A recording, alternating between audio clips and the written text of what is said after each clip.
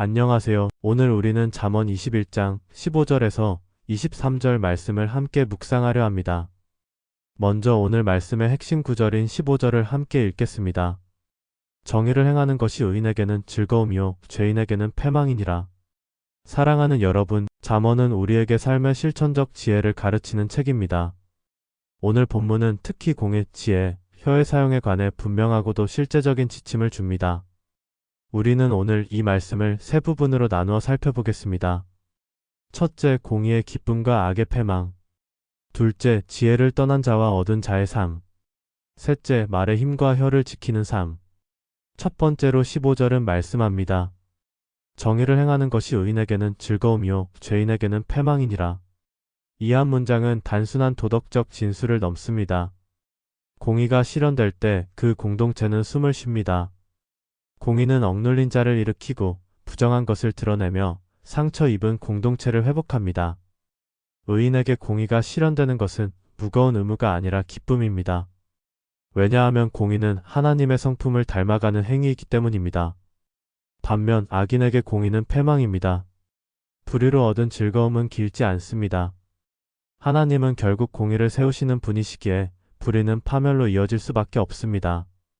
여러분, 우리 교회의 가정과 직장, 이웃관계 속에서 공의는 어떻게 실현되어야 할까요?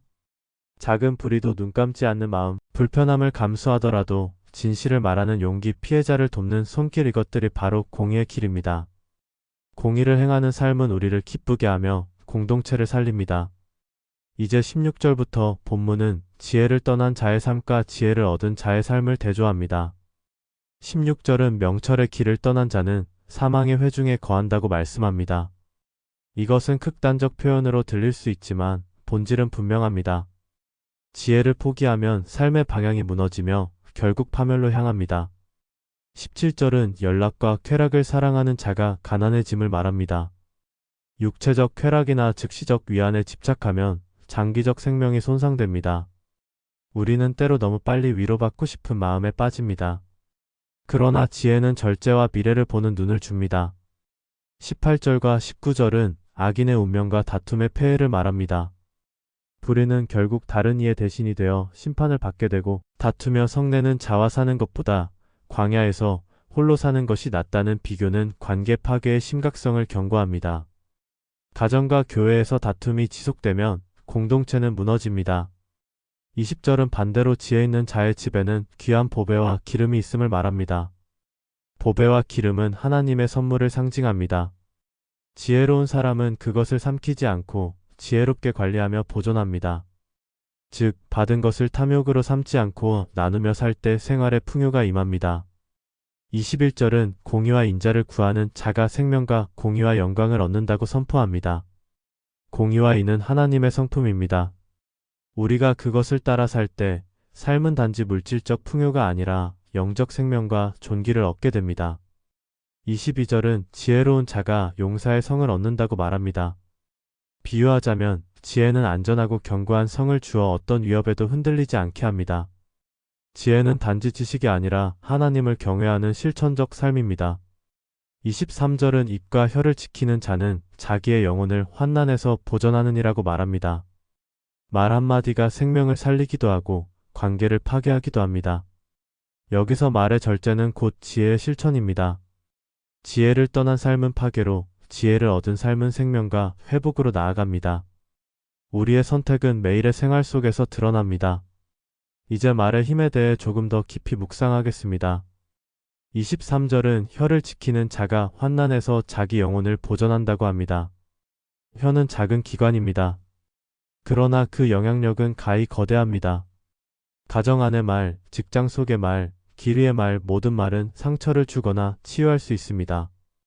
여러분, 작년의 연륜은 말의 절제를 더욱 값지게 합니다. 나이가 든다고 해서 무조건 지혜로워지는 것이 아닙니다.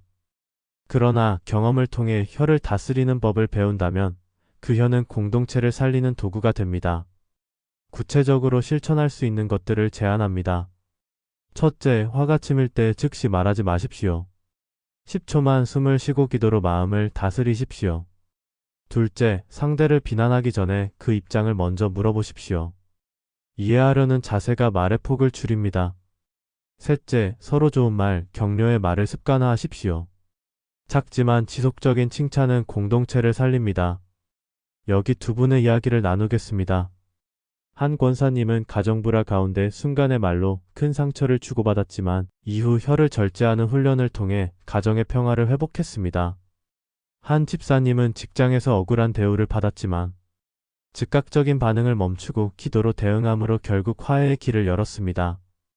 이 두 사례는 말의 절제가 얼마나 큰 치유를 가져오는지 보여줍니다. 여러분, 오늘 이 자리에서 결단합시다. 하루에 한 번이라도 내 말로 누군가를 살렸는가를 돌아보는 영적 습관을 가지십시오. 그리고 가정에서, 교회에서, 일터에서 작은 공의를 실천하십시오. 잠언 21장 15절에서 23절은 우리에게 분명한 길을 제시합니다. 공의를 행할 때 우리는 기쁨을 얻고 지혜를 따를 때 생명과 영광을 얻으며 혀를 지킬 때 환난에서 보전됩니다. 말씀을 묵상하며 기도드리겠습니다. 하나님, 오늘 우리가 들은 말씀을 기억하게 하시고 우리로 하여금 공의를 추구하게 하시며 지혜를 쫓아 살아가게 하소서. 우리의 혀를 지키게 하시고 말로 상처 주는 일이 없게 하시며 말로 회복하고 축복하는 자들이 되게 하옵소서. 주님, 우리의 가정과 교회와 일터의 공의와 인자가 흐르게 하시고 우리가 받은 은혜를 나누는 도구가 되게 하옵소서. 예수 그리스도의 이름으로 기도합니다. 아멘.